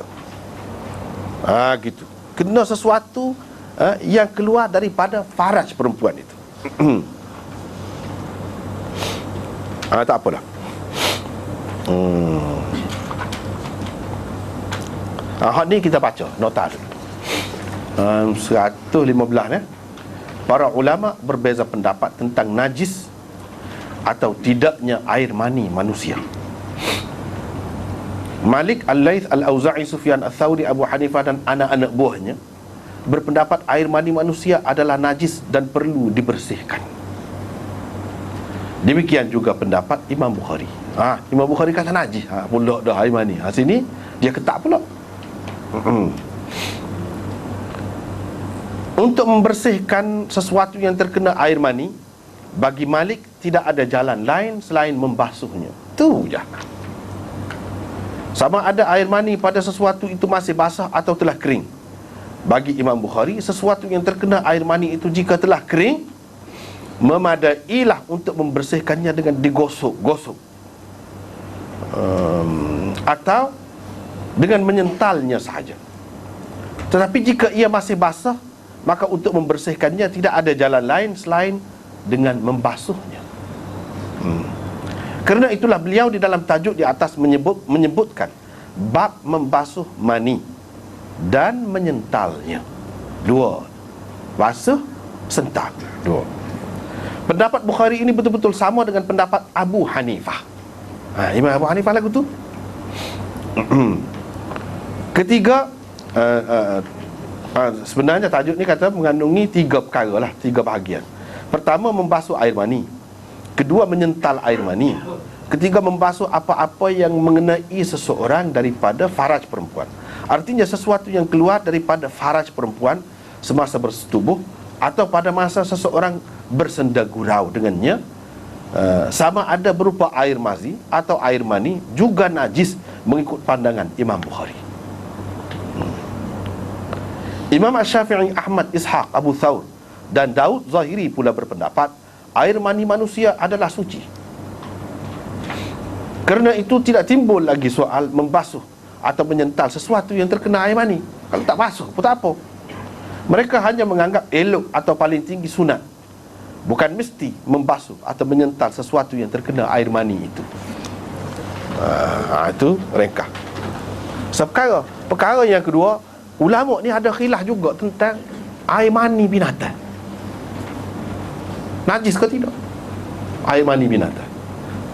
Kalau Syafi'i ni semua ni, dia kata air mani binatang yang halal dimakan suci juga, tidak najis.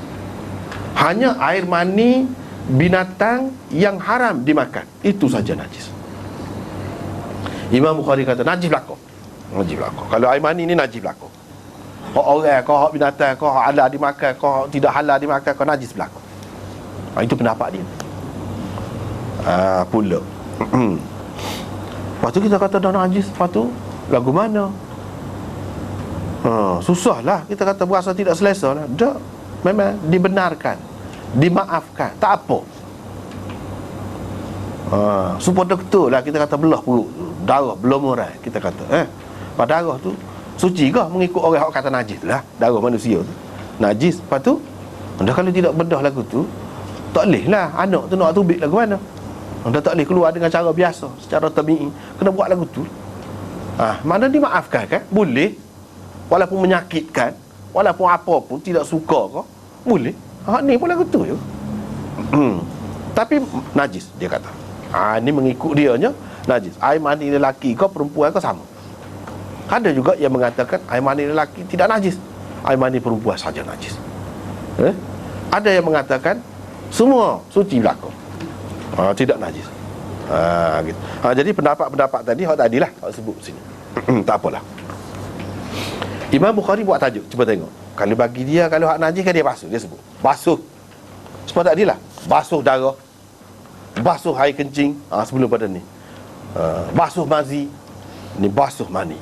Serupa je tu, ibarat dia tu serupa. Dia nak ayatnya mani ni najis. Cuma wafarqih, cara nak bila najis kena sucikan, kena bersihkan. Kalau kita nak pakai untuk buat sesuatu yang disyaratkan bersih lah. Kalau kita nak tidur saja, tidak syarat bersih waktu tu. Kita nak pakai-pakai saja, buat sah saja, tak apa hak tu. Bagi mereka ni pun tak apa. Hak ni kalau nak buat semaya, misalnya kain tu, ataupun kalau kena di tubuh, tubuh tu, nak kena, nak semaya ni, kena basuh. Sebab najis. Pula tadi dia darah, tadi dia ringan. Hak ni dia pula berat. Kena sental ataupun kena gonyoh mani tu.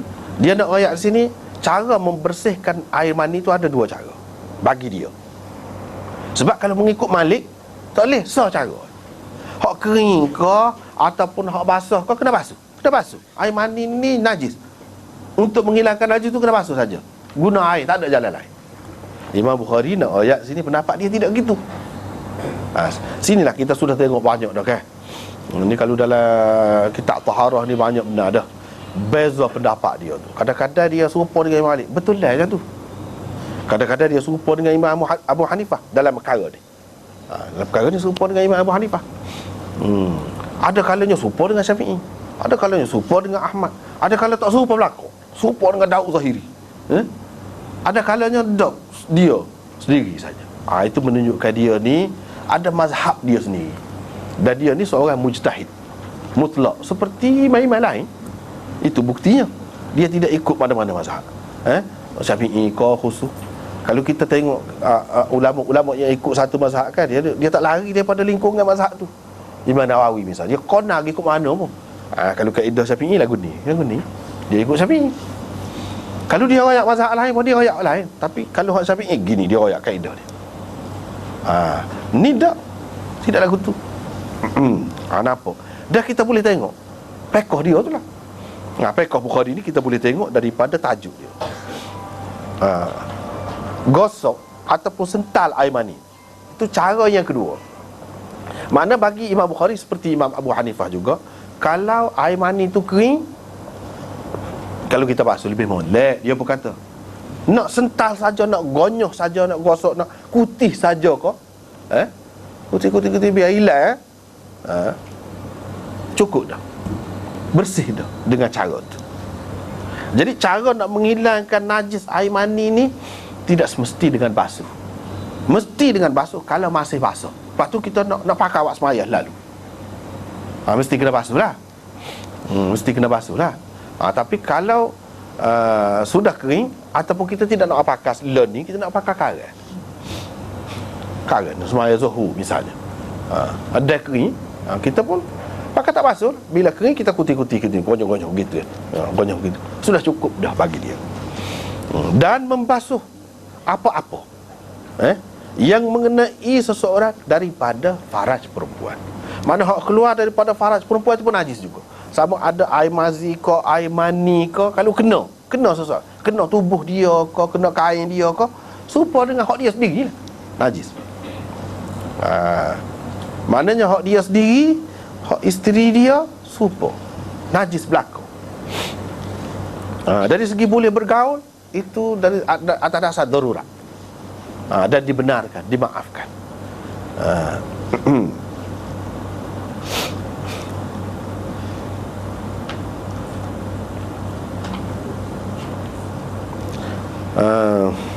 Yang kena daripada perempuan maksudnya gitu.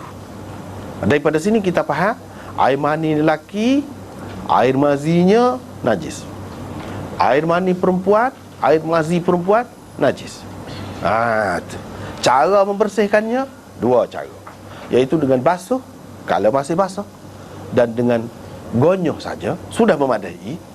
Kalau ia sudah kering, kalau nak basuh juga pun tak apa. Tapi kalau tak buat gambar satu tak boleh. Tak boleh. Dia kena gonyoh juga. Kalau sudah kering, kena gonyoh juga. Serupa dengan bak air kencing dulu kan, kena basuh sebab ia najis. Kalau tidak basuh, ada cara lain, iaitu dengan kita, untuk lelaki lah tu, perempuan pun boleh juga, lebih-lebih lagi lelaki. Untuk lelaki, dia boleh ambil anak batu yang boleh menyerap air lah, tisu ke ataupun lain-lain, dia tak, sudah cukup. Tak basuh pun tak apa. Tapi dia kena buat, jangan tak buat. Itu cara bersuci dia. Kira-kiranya kalau kita kata dengan tisu ke, dengan tanah kerah ke, tidak hilang semua sekali, itu kesan-kesan dia ada sikit sebanyak kan. Sebab bukan basuh dengan air baru hilang betul. Tapi dimaafkan, tak apa. Begitulah juga di sini masalah air mani ni. Kalau sudah kering, dia padan dengan gonyoh. Tapi kena gonyoh, jangan tak gonyoh.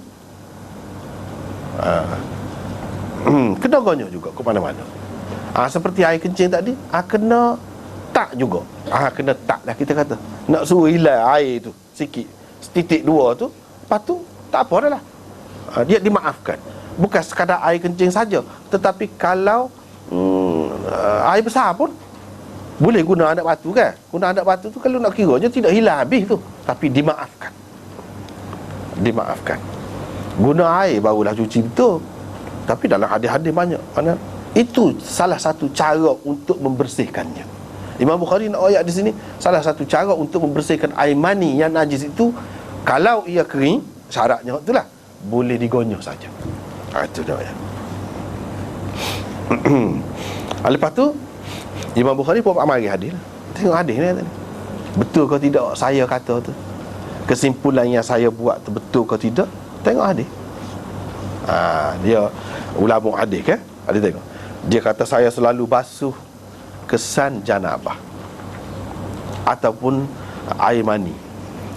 Saya sering menghilangkan kesan junub daripada kain Nabi dengan membasuhnya. Dia ayat basuh. Kalau tak najis, apa basuh?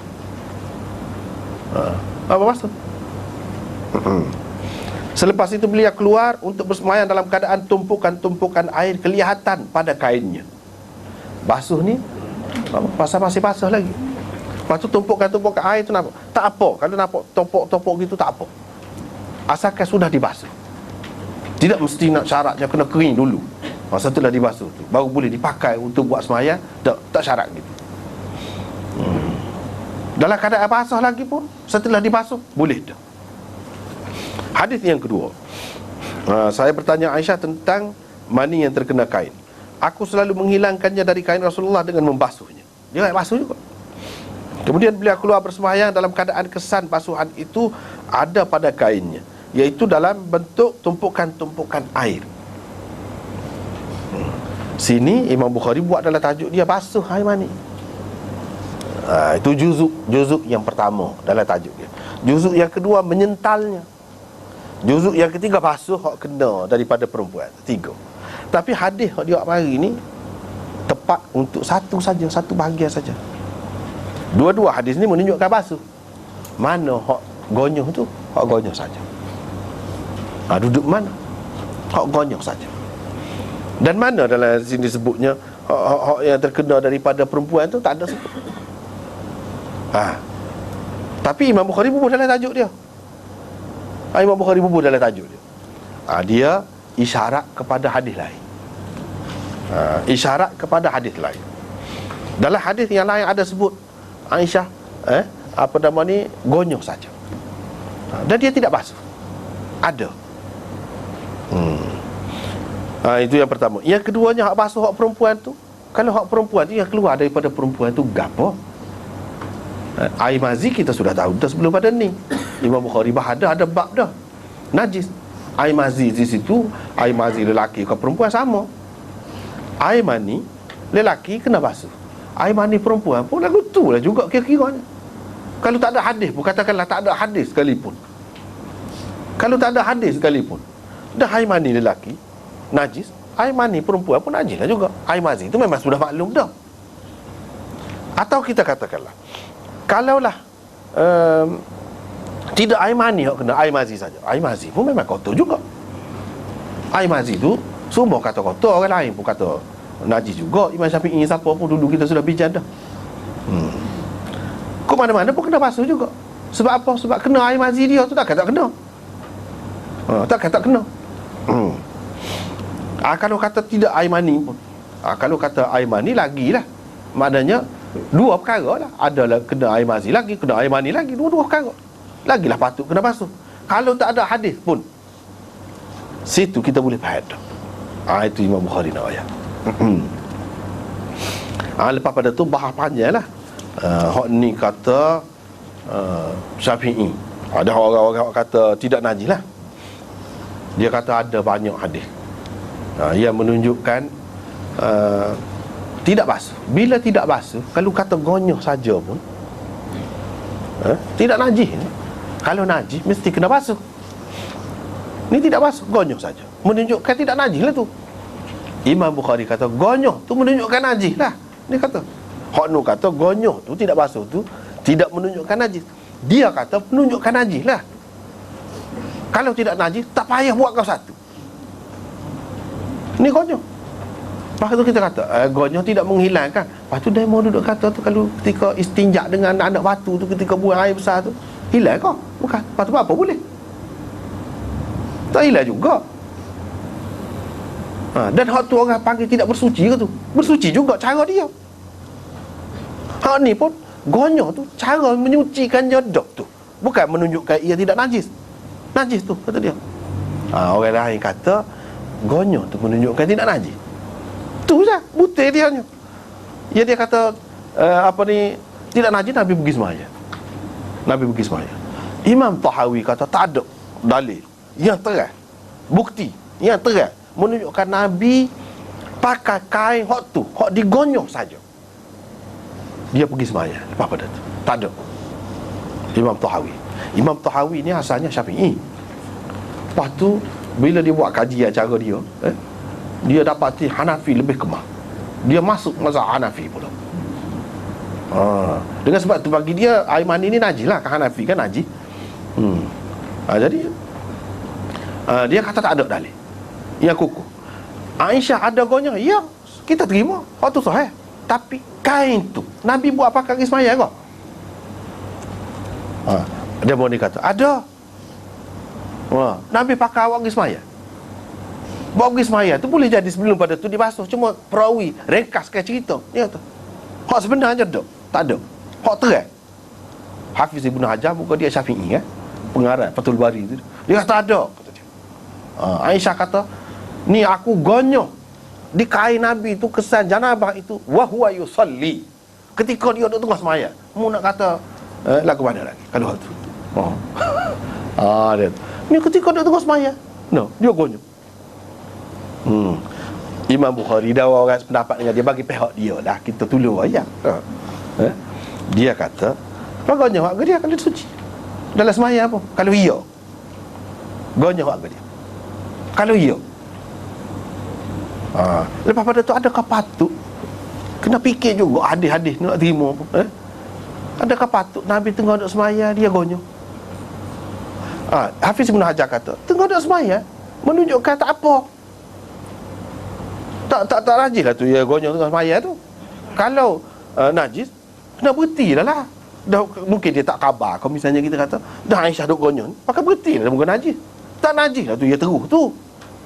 Apa kerjaan Aisyah tu pergi duduk gonyoh ketika Nabi duduk semaya tu nya? Kenapa dia tidak gonyoh sebelum pada tu? Tak pernah sabah tu. Mengganggu orang semaya.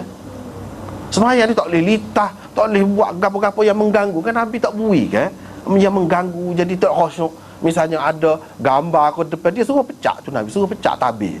Kalau ada gambar sebab ada dia ganggu. Hak kain hak dia pakai, orang bui ke dia nampak comel sikit, dia ganggu, tak salah tu mengganggu aku dalam sembahyang, kata dia. Dia suruh bui balik. Kalau dia nak bui hak lain, dia suruh bui sahabat dia tu bui hak lain. Secara mana dia tak boleh ganggu. Aisyah tak tahu kau tak boleh ganggu orang tengah sembahyang ni. Kita kata Nabi tidak terganggu, tapi boleh jadi terganggu. Tu dalam hadis tadi dia kata aku terganggu dalam sembahyang. Buat apa? Ni lagilah pelik ni. Duk gonyoh kau dia ni. Tak pernah sabar. Apa lagi dalam riwayat Ibnu Khuzaimah memang ada wa huwa yusalli gitu. Tetapi dalam riwayat Ibnu Khuzaimah juga ada lagi hadis thumma yusalli fi. dengan thumma. Aku gonyoh-gonyoh gitu, lepas pada tu thumma maknanya lama lepas pada tu, bukan selalu. Bukan selalu. Lama lepas pada tu Nabi pun buat sembahyang. Tidak jelas menunjukkan bahawa tidak basuh tu. Ada basuh celah tu. Sebab apa? Thumma, bukan selalu. Kalau ia pun kita kata dia tidak basuh, dah sudah kering padan dengan gonyoh, yalah. Sebab tu saya kata dah, dia kata padan gonyohnya kalau sudah kering. Sebab thumma, dia sembahyang tu lama lepas pada tu. Takkan lama selepas pada tu tak kering lagi. Ya, kalau dia gonyoh pun padan dah, tak apa dah. Tapi dia gonyoh. Apa Nabi tak kata lepas pada tu?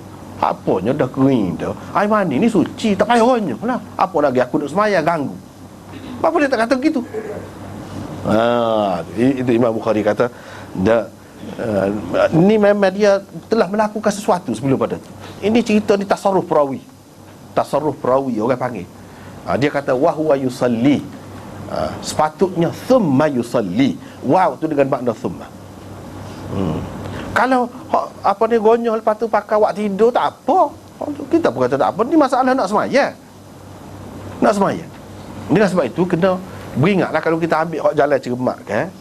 Kena beringatlah. Ya, kita tahu belajar mazhab banyak ni, kita boleh tahu. Ni kata najis. Kalau betul alik dia kan. Berat juga kita. Cumanya moga kita ikut orang pandai kan. Kalau masuk parit pun kita kata jatuh dalam gaung pun pecah. Pala pun kita kata dah. Belok hidung, patah gigi pun kita kata nak ganda. Tak kedai dah tu.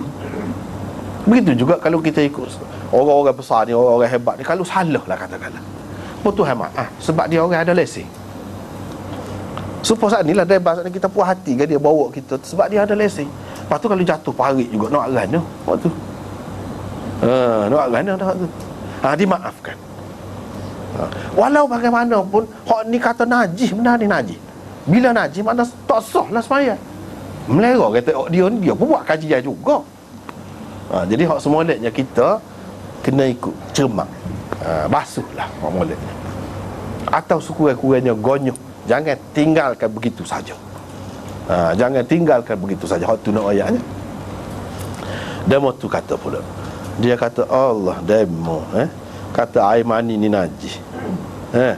Air mani ni najis. Air mani ni jadi daripada air mani belaka nabi-nabi, rasul-rasul. Pas najis. Demo tu. Dia kata dia mau buat banding dengan hak tu. Berat. Lepas Fir'aun tu tidak jadi daripada air mani ke? Haman, Qarun tu dah. Hak tentu dah dalam ilmu Allah Subhanahu Wa Taala memang kafir pakai su. Dah. Suci ke dia tu?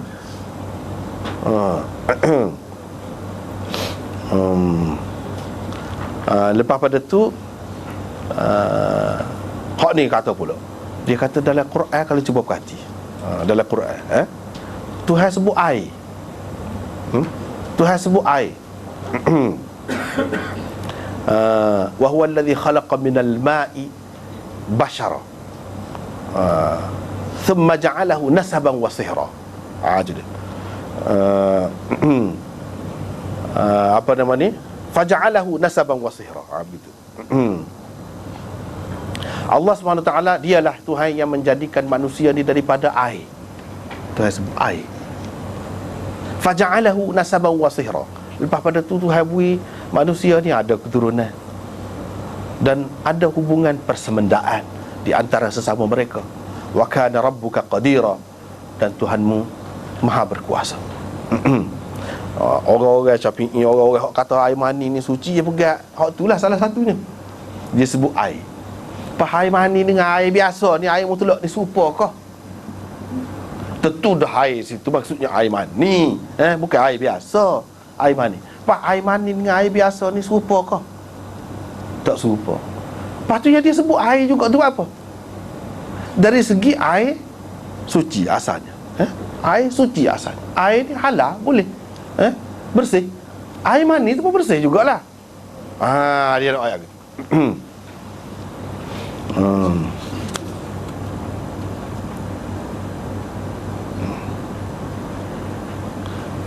Hak ni pula jawab.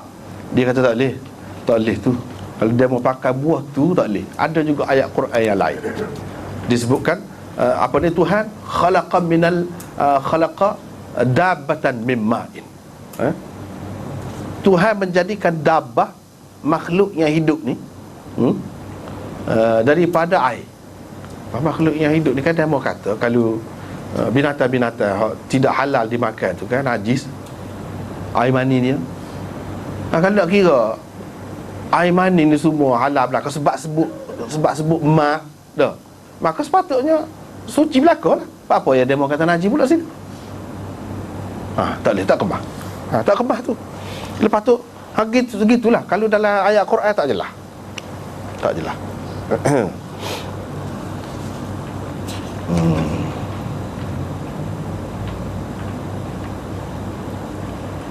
Tapi ada ayat Quran yang menyokong balik hak kata najis ni ada. Agak kemah nak banding dengan hak lain-lain tadi. Misalnya ayat ada wa in kuntum junuban fatahharu. Jika kamu berjunub maka kamu bersucilah. Dia letak junub tu setanding dengan bersuci. Mana junub tu najis. Taharah ni lawan dia kan dia najis. Kalau kamu berjunub maka kamu pun kena bersuci. Maknanya dalam keadaan berjunub itu seseorang itu tidak suci. Tu maknanya. Sebab tu dia suruh bersuci. Kalau sudah suci, dia suruh bersuci buat ke dia? Fatahharu. Wa in kuntum junuban fatahharu. Dan yang dikatakan berjunub tu apa dia? Mestilah seseorang tu keluar air mani. Kalau keluar air mazi tidak berjunub. Daripada situlah menunjukkan air mazi ni najis. Sebab apa? Tuhan letak junub fatahharu, bersuci. Dia letak suci, sini junub. Maknanya junub ni najis. Yang menyebabkan jadi junub tu najis tu apa dia? Air mani itulah. Kalau air mazi tak. Daripada situlah dia faham air mani itu najis. Dengan sebab itu kena beringatlah sikit. Ada kalanya di kalangan suami isteri itu dia bermudah-mudah, kerana ikut mazhab Syafi'i jadi melarat. Ada pula kan yang sampai minum tak boleh waktu tu. Orang hak kata tidak najis, dia kata tak boleh minum. Semua sepakat waktu kata tak boleh minum air mani. Air mani siapa-siapa pun tak boleh. Jadi apabila kata air mani itu suci, lamakan jadi terheret ke situ. Jangan. Sebab hak tu tak ada siapa dia kata boleh. Orang hak kata suci tidak najis pun dia kata tak boleh. Hak tu. Jadi kena beringatlah. Kalau mengikut pendapat orang kata najis ni, kita lebih beringat. Setara kena tu pun najis dah. Apatah lagi kalau nak buat lebih lagi lah tak boleh. Dibenarkan gitu gini apa tu di antara suami dengan isteri tu ada hikmah lain yang lebih besar. Jadi ada hak sikit sebanyak tu tak apa, dimaafkan pada ketika. Tetapi ada hukum bersuci pula selepas pada tu. Mesti kena bersuci. Bila sudah berjunub, fatahharu, mesti hak tu. Sebab apa? Sebab suasana tadi sudah lari daripada suasana kemalaikatan, orang panggil. Dan manusia ni sudah jadi dekat dengan binatang. Kebinatangannya tu lebih ketara pada ketika itu. Kebinatangan manusia tu lebih ketara pada ketika itu. Dan dia sudah agak jauh daripada kemalaikatan. Malaikat tu kan tak ada makan, minum, tidur, bersetubuh ke apa, tak ada. Hak jenis ada ni sebab keperluan. Tuhan buat lagu tu. Keperluan kepada keturunan, zuriat ke apa, maka adalah. Boleh dikatakan semualah binatang-binatang mana-mana pun dia ada hubungan tu. Maknanya manusia ni serupa. Sebab itulah Aristotle dia kata manusia itu binatang yang boleh berfikir. Al-insan hayawanun natiq. Dia kata haiwan ni pada kalau nak kira sekat tu serupa manusia dengan orang lain-lain serupa. Orang lain tidur, sekurang-kurangnya rehat, makan, minum, serupa. Ada anak, ada apa nama ni, perhubungan antara jantan dan betinanya, ada serupa. Sebab tu dia kata binatang. Cuma bezanya waktu dia tu boleh mikir, waktu dia jadi beza daripada binatang lain. Kalau tidak serupa. Tak apalah. Di sini nak cerita dia sudah lari daripada kemalaikatan. Kita ni nak suruh dekat dengan malaikat, lebih serupa dengan malaikat. Tapi Tuhan tahu kita tak boleh nak serupa betul-betul sebab kita manusia. Dengan sebab itu ada ketika-ketika tertentu dia buat peraturan, iaitu supaya kita ingat kepada hak tu, hak yang dikehendaki, kemalaikatan itu. Misalnya bulan puasa, dia syariatkan puasa. Sebab apa? Sebab kalau hak makan minum ni, ini sifat kebinatangan. Binatang semua makan. Dia kena ada dalam hidup kita ni. Suatu ketika kita ingat kita ni bukan binatang biasa, serupa dengan binatang lain. Dok, makhluk lagu lain kita. Dan kita boleh jadi lebih tinggi lagi daripada malaikat sekiranya kita mengikut syariat, cara-cara tertentu. Pada ketika-ketika tertentu kita ni jadi macam malaikat. Jadi macam malaikat, tak makan, tak minum. Tapi Tuhan tahu dah kita tak boleh buat sepenuhnya lagu tu, untuk ujian saja. Misalnya puasa. Begitu juga nak bersuci sokmo, tak boleh nak dalam keadaan suci sokmo. Takkan kita tak buat air? Tak boleh.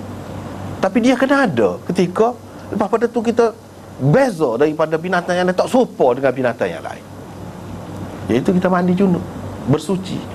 Kalau nak kira dari segi kejadian Tuhan ni, hak bersuci tu binatang tu pun ada juga.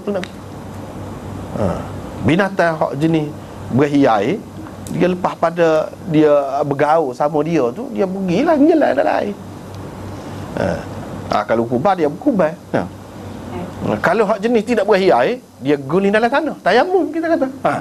Tayamum. Ada. Cuma dia tidak ada lah kerana Allah Ta'ala tu tak ada lah. Lillahi ta'ala, dengan kesedaran. Kita ni walahu aslama man fis samawati wal ard taw'an wa karha. Binatang-binatang tu tunduk kepada Allah karha, secara terpaksa. Tuhan buat dia lagu tu. Kita manusia ni ada taw'an, dengan sukarela. Kita pilih lagu ni, kita buat lagu ni dengan sukarela. Itu beza manusia je. Pasal dia ada sukarela, pilihan dia. Binatang tak ada pilihan. Itu beza.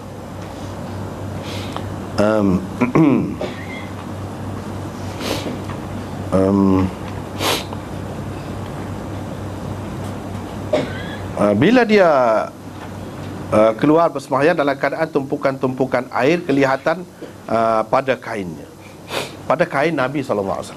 Lepas tu Nabi ni, kita kata tidak malu ke? Tidak malu ke? Dia keluar tu dengan keadaan tumpuk. Boleh jadi sahabat-sahabat dia tengok ni, ni dah. Jangan fikir gitu. Nabi SAW ajar kepada kita ni molek dah. Dalam bab-bab agama ni jangan malu. Kalau kita kena qadha semaya, qadha lah. Tak usah kata tak maya dulu. Ikut dia lah, hak kita dengan Tuhan. Dan benda ni nak susuk gapo? Sekadar tu tak apa lagi. Sekadar tu tak apa lagi. Pasal apa dia di antara kita ni yang tak masuk jam siapa dia? Mesti masuk ke mana-mana pun. Muka orang. Hak ni pun lagu tu juga. Manusia biasa.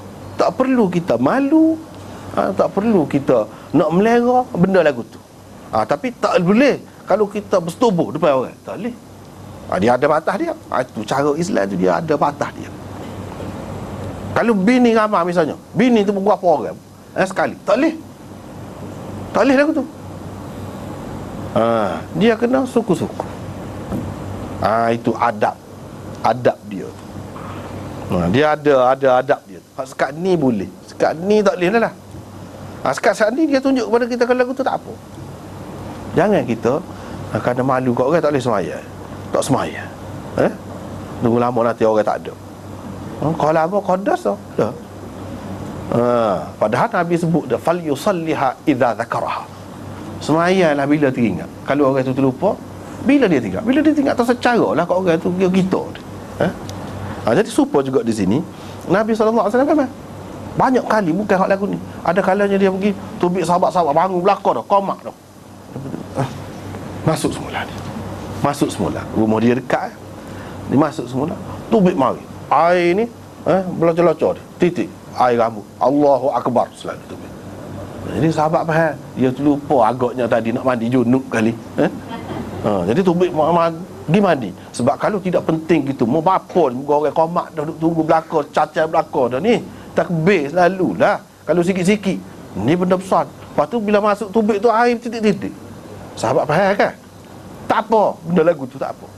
Jangan malu. Sebab apa? Dalam batas yang dibenarkan lagi, dan telah berlaku kepada Rasulullah SAW sendiri. Tak boleh jangan sekali-kali buat lolok jadi tu imam. Bagaimana buat lolok? Dia ketuk dah, tapi takut orang celaru balik belakang dah. Ataupun orang kata apalah tu imam nyusah kat orang dah. Dia pakai terus. Tak boleh lagu tu. Lepas tu tak sah ke sebenarnya? Orang balik belakang sah. Sah, kira sah dah orang lain tu. Tapi dia tu tak kena buat lagu tu. Dia kena berhenti lah. Dia ambil air sembahyang tu. Orang lain naik ganti dia. Gitu caranya. Tak boleh buat lolok, buat senyap. Tak boleh lagu tu. Begitu juga kalau dia tak mandi junub lagi, takbir dah. Siapa pula orang kata berhenti nak pergi mandi pula. Tak boleh. Nabi sendiri tunjuk kepada kita lagu mana cara. Ataupun kain tak kering ni, malu kat orang, nanti jemur dululah, biar habis waktu. Tak boleh. Alaupun ada tumpukan air tadi, tak apa, kena jaga waktu. Itu masalah sembahyang. Kena jaga waktu. Jangan dijaga malu tu besar. Jangan. Malu biar kena pada tempatnya. Itu pengajaran yang kita dapat dalam hadis ni. Dah banyaklah pengajaran-pengajaran yang seumpama ni melalui sahabat lelaki ke perempuan ke. Perempuan tengok zaman Nabi, tak malu dia. Dia tanya Nabi. Hak tadi tengok tanya. Ulama-ulama buat kesimpulan dalam hadis, dalam syarah-syarah hadis. Dia kata ini menunjukkan perempuan boleh bercakap dengan lelaki. Suara perempuan tidak aurat. Perempuan boleh bertanya secara langsung, tidak cara tulis. Bukan makna nak larang tulis dah. Nak tulis lah. Tapi nak tanya secara langsung boleh. Ini dalil, banyak dalil. Padahal benda tu benda yang terlalu sulit tu. Hak dia tanya tu, hak Nabi tunjuk ni benda yang kira-kiranya orang malu lah. Tapi nak rayak hukum, dia kena rayak. Dia kena berlaku kepada dia keadaan gini-gini, dia kena berlaku. Barulah orang tahu hukum. Kalau tidak, orang ingat boleh jadi kalau basuh tu kena kering dulu. Kalau tak kering tak boleh. Ada orang-orang yang mengatakan air mani itu tidak najis, suci. Dia pegang dengan hadis ni. Aku basuh dalam keadaan masih ada lagi tumpukan air. Tumpukan air tu maksud dia tumpukan air mani ada lagi. Tak hilang molek, tak tanggal molek. Dia faham gitu. Tapi Imam Bukhari tak faham gitu, tak tepat lagu tu. Maksud tumpukan ni tumpukan air buat basuh tu. Bukan tumpukan air mani tu ada lagi, basuh kemudian lagu tu ada lagi. Tidak orang panggil basuh. Tapi ada setengah-setengah ulama dia hadis ni juga, dia nak guna hadis ni juga. Dia kata lagu tu lah, tumpukan ni tumpukan air mani lagi. Ada. Tak kena tu. Tak kena. Jadi yang betulnya ialah seperti Imam Bukhari kata itulah. Lebih cermat kalau kita kata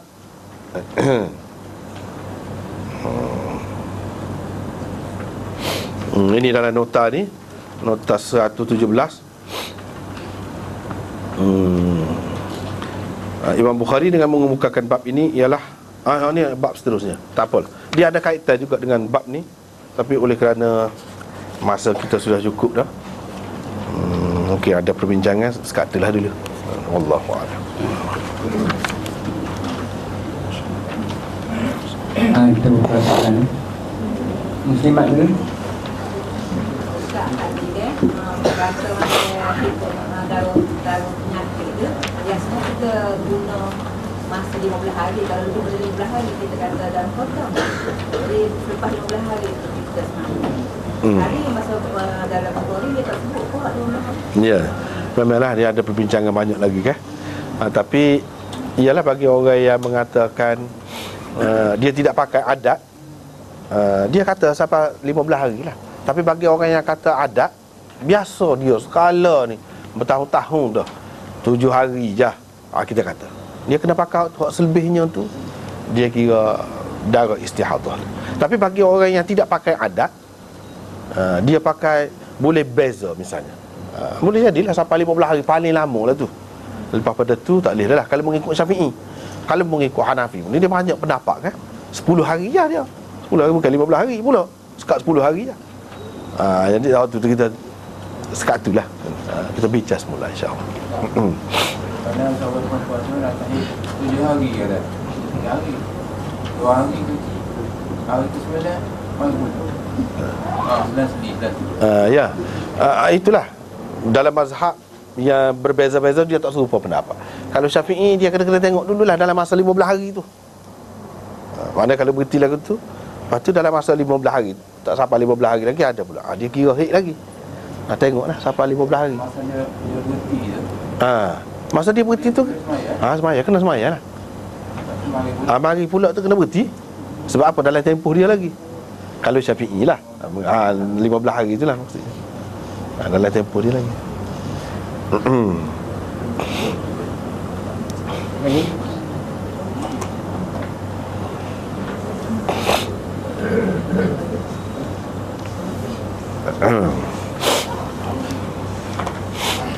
Ya.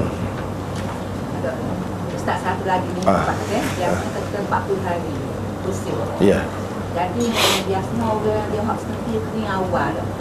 Kita tunggu juga 40 hari. Dah. Setakat mana hak itulah. Cuma dia boleh pergi selama tu. Boleh pergi selama tu. Itu pun banyak lagi khilaf tu. Ada yang kata 60 hari, ada kata 50 hari, banyak lagi pendapat. Tapi kalau suci awal, kena semaya awal lah. Dia bergantung kepada suci tu kan. 15 hari sajalah. Tempoh paling panjangnya 15 hari. Tapi kalau suci sebelum pada tu, kira suci dah lah. Gitu.